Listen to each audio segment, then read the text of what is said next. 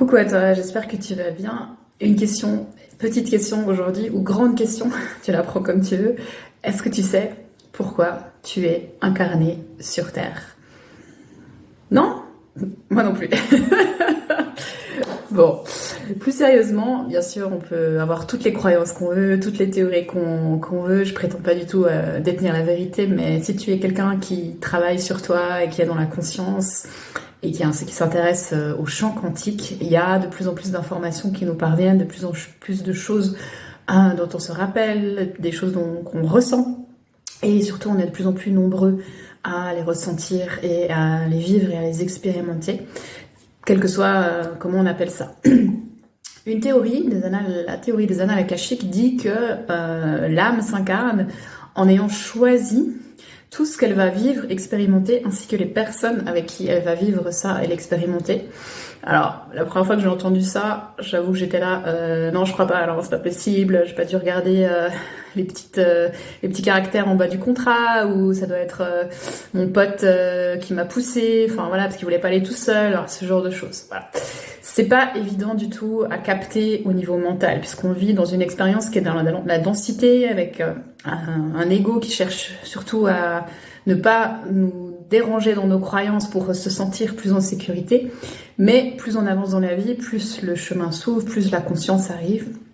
Et pour moi, on est ici, c'est ce que je ressens de plus en plus et ce que je vois à travers mes expériences et aussi à travers les personnes que j'accompagne, c'est l'univers expérimente à travers nous l'intégration de sa lumière et de son énergie dans la matière.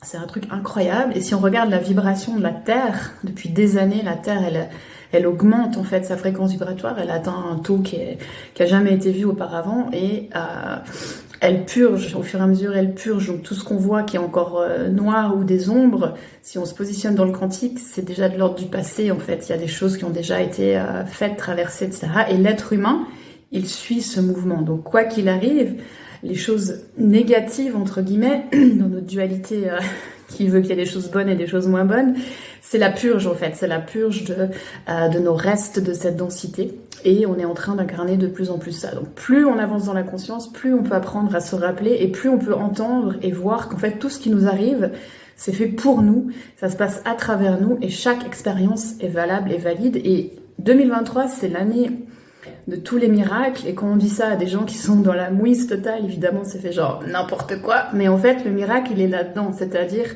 tout ce que tu vas pouvoir mettre en lumière cette année, toutes les révélations que tu vas recevoir, toutes les prises de conscience que tu vas avoir vont t'aider à incarner encore plus cette essence et cette lumière. Donc on y croit, on garde la foi, on se connecte à son âme, on prend des temps de repos, de silence, on peut demander à l'univers, au guide de nous montrer le chemin. Après, tu peux avoir une mission de vie, mais c'est pas très important au final. Ce qui est important, c'est que tu acceptes l'expérience, que tu t'y abandonnes au moment présent et que tu écoutes ton cœur, tout simplement. Voilà, dis-moi ce que tu en penses en commentaire et comment tu vis ce chemin incroyable qu'on est en train de vivre en tant qu'être humain, avec notre essence et le champ énergétique qui est disponible autour de nous et en nous. Bonne semaine!